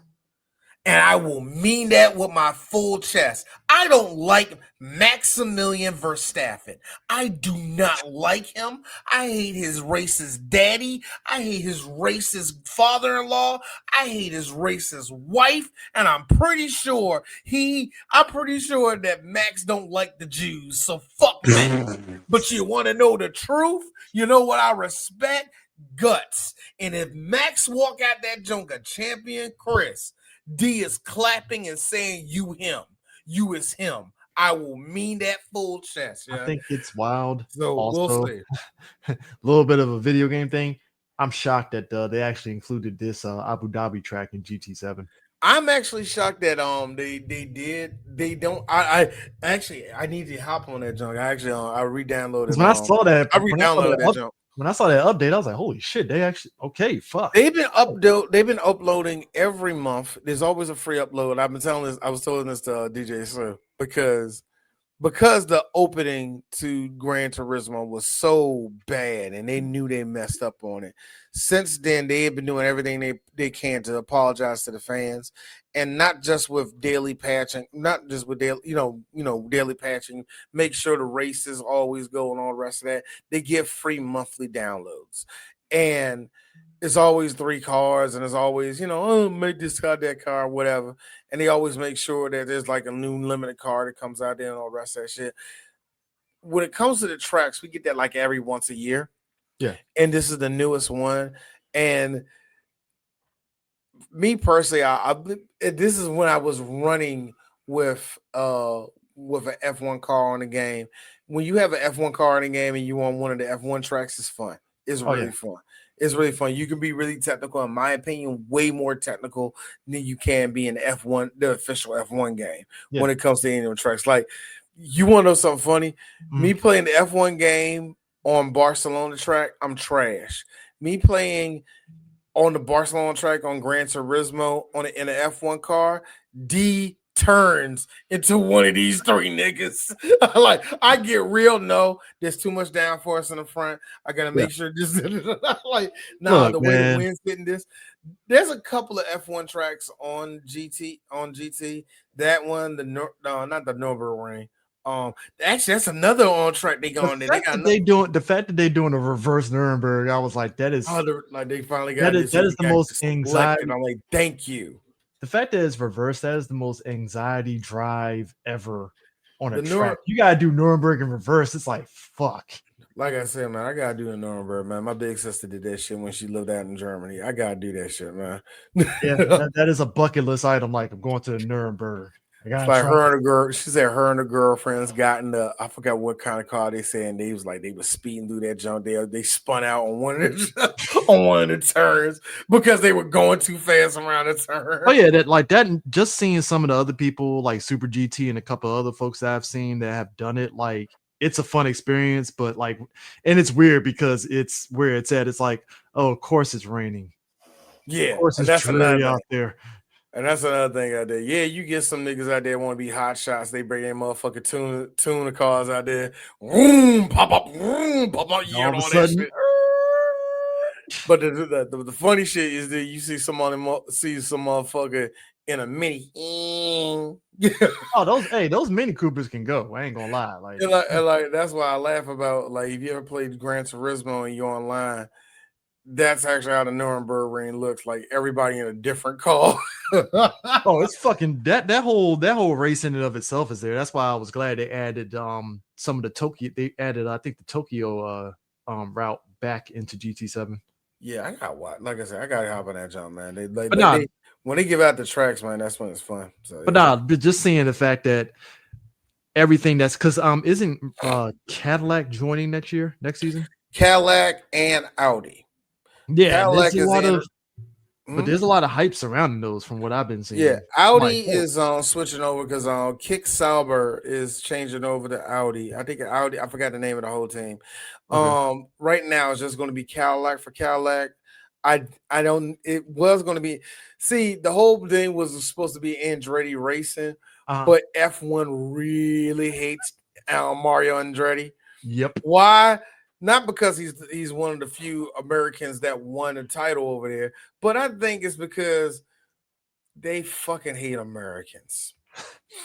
Because the whole way for Cadillac to even be in F1 was a whole deal. Oh, there was a lot of, and I think what really, really did it was when they closed the door on Andretti in general, and they was like, well, we don't want them at all. And Chevrolet was like, okay, we won't do our name. Like we don't want to put our name in it. And they was like, why not? Like, okay, you can have Cadillac, sure. Who's running the team? Shit, it's Andretti. damn it, he still got us. Now the good question is Hertha and maybe one or two racers from IndyCar going to come over there? I doubt that. I'm pretty sure they're going to look for scout for a couple of kids down in F2, but we'll see. We'll see. Did you see I don't think Hertha's coming over. There was a lot of talk Hertha was going to come over, but I don't think they will. Did you see that thing with Michael Jordan and NASCAR? Yes, Michael Jordan is suing NASCAR because NASCAR's whole little thing was making sure that people can only make a certain amount of money, yada yada. Woo. And Michael Jordan and them was like, no, because that means you will have a whole as a monopoly, and we're suing you. NASCAR was like, okay. And even Rusty Walls and all them, they was like, oh, there's a pretty good shot that NASCAR is gonna win this thing. And then when it came out that the judge was accepting all of the shit that Michael Jordan was coming in to put against them. Also, and you're talking to teams that we blocked before. Add in Joe Gibbs' daughter being a part of that whole thing too. Yeah. That carries weight because Joe Gibbs is a big deal in NASCAR. And some of the older heads of these old teams and old drivers whose foot y'all stepped on are coming in on it too. It's like, yeah. And a whole promotion that you bullied out of even doing it. Now you probably say, now what does NASCAR do that was so wrong? Easy. They own everything. Yeah. Do you know they own all the tracks? That's not true, Chris. They own half the tracks. Do you know the other half is owned? The other half is owned by another company that is super, super cool with NASCAR racing on their stuff. And it's like, you guys are awfully buddy. Who owns your companies? Oh, God. Okay, at least y'all didn't do no nefarious shit like y'all bought out a race car track so nobody else can race on it. They did it, Chris. Luckily for us, Chris, we can ride on that race car track. That's Wilkes Glen. Yeah. Wilkes Glen in GT7 is actually one of my favorite tracks to race on. It's real fun on race on that jump. The short one, not the long one, the shorter one. The shorter track is actually the better one on that one. But that makes it still that. Dog, they bought out that race car track so another rival promotion who's not even up there too close to NASCAR couldn't race on it because NASCAR can't play fair. They gotta own everything. NASCAR does what every capitalist, whatever big-headed capitalist company does. We own everything. We have to make all of the money. And because you tried to stop this man below me from getting all of his check, he said, "Nah, I got you." And you know what's the worst part about it, NASCAR? You usually get away with this because they ain't got the resources. Do you know who Michael Jeffrey Jordan is? Do you know? But yeah, and you know what he did? His lawyer said that's funny because Mike has friends in high places and he will fight this. And when the judge allowed all this in, it ain't looking good for NASCAR. Chris, I don't know what the future of the sport of NASCAR is going to be, but it should have got flipped on its head. Personally, think it should have got flipped. NASCAR tried to shut you down. It should have got shut down years ago. Remember back in 2008 when that one dude got killed on the track or some ish like yeah. And everybody in the media didn't flinch and they didn't really. It's regular. It's just normal. We're good. And they just went on with everything. That's when you should have did something. Remember when they changed the cars over and everybody went running races and everybody was slow and the media was like, NASCAR is still one of the best sports in America. Now that everything is snapping in half, and Jordan, who has the money, the resources, and the friends. That man did the meme. I took that personally. Mike took that personally. And I hate to say this, and I love to say this, Chris, as a black man, I love it. You mean to tell me like I seen racist stuff in wrestling. Vince McMahon always took my money. Yeah. I seen racist stuff in the NFL, all that. You know who constantly try to keep my people out? Baseball, but also NASCAR. Close. I swear. But for real, part of me, because I seen how that sport kept us out and still continues try to keep us out. And the worst still, y'all try to do that shit to the Latinos too. Like we don't notice that how you try to keep them out the sport. Yeah, I hope y'all ish burn, bro. I'm just saying, Jordan had this energy when he came at NASCAR. I'm going to my car, get my other gun, shoot everybody's ass. I'm shooting everybody. I'm taking everything. Richard Petty was right. The only way to deal with y'all. Richard Petty, I like how Richard Petty. Is he still alive?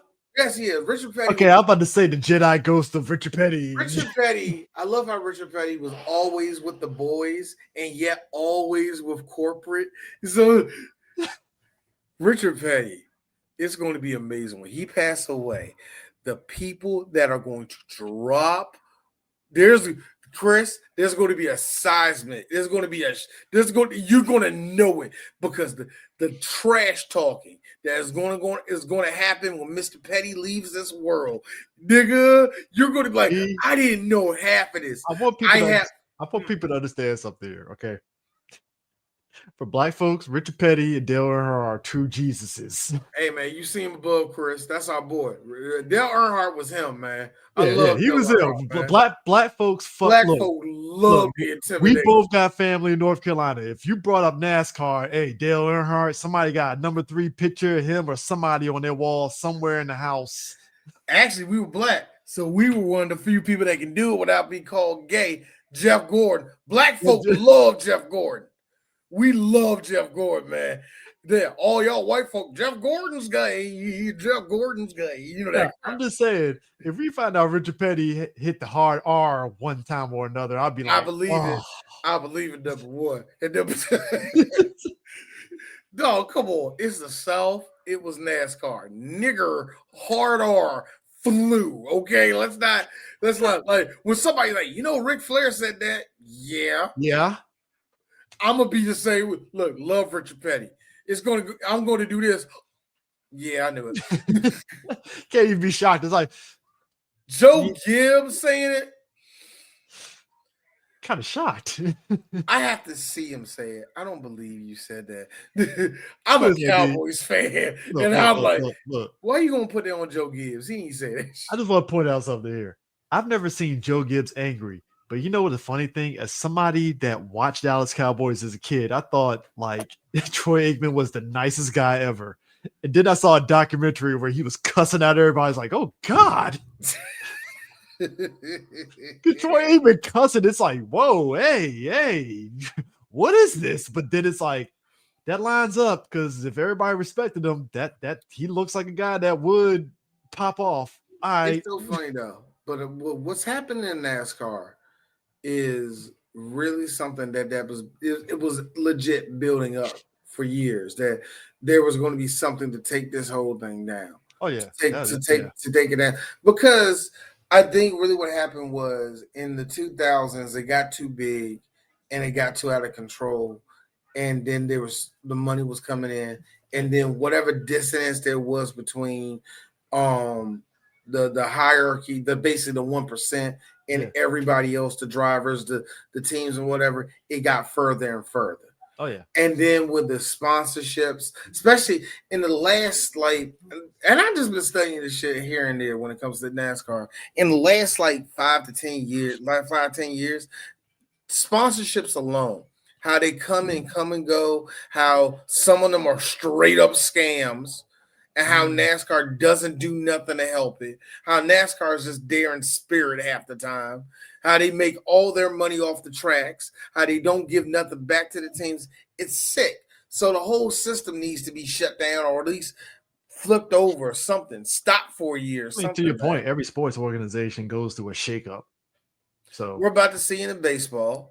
Basketball is having this come to Jesus moment, and basketball, I'm not too sure. I really think we already saw it with WNBA. We talked last time on it. So WNBA is on the WNBA. Personally, to me, is on life support.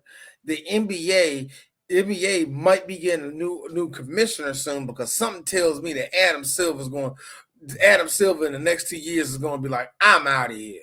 You know what I'm saying? Baseball is trying to avoid a strike, which me and Patrick was talking about. It probably ain't going to happen. We're probably going to get another strike. I hope we don't, but we're probably headed to that. You know who's doing good? Hockey. In fact, I heard their TV deal is actually going to be good for them. So there you go, Chris. That's sports right now. That is sports in a nutshell. Next time around, we'll talk about John Cena's the last dance. Yeah. I will say this. New Intercontinental title champion, John Cena.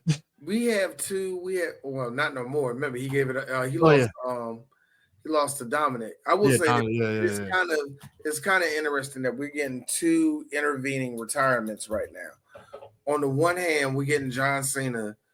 We're getting John Cena where he's retiring and he's retiring, and on the other hand, we're getting AJ Styles who's retiring, and it's just weird to me that there are 2 different ends. Yes, John Cena gets the whole victory tour; he deserves it. AJ, who's going to be retired in a year or so from now, him going out is going to be kind of special. And him and John having their last match was kind of cool. AJ coming out there in his old TNA gear that he can't wear no more because he's more rounder now. But it's great. It's great. And it's just kind of cool to see that John Cena is good. But I will say this: there is a lot of people saying that he should have won this or did this and all that. I don't talk to nobody when it comes to wrestling no more, Chris, because of this crap. Yeah. Nobody can't let nothing be nice and just like let the fight, like let it be, just let it be. You know what I mean? Yeah. But yeah, that's Working Title Sports Show. Oh, found out. It's Gunther. Oh, Gunther. Oh, shit. It's going to be Gunther versus John Cena. Now, the last question I'll ask, Chris. Mm-hmm. Does John lose or does he win that match against Gunther? Ooh. What if you're John Cena? Do you win your last match or do you lose it? Do you lose it with dignity? Better than Undertaker did, or no. Remember, no. Hold on. This is John Cena. Yes, he's going to come back to attitude adjustment somebody every now and then, but let's just be real. He's not wrestling no more. This is his last match. Is he doing the right thing, letting the young man win, or are we going to let John have one more? What would you do?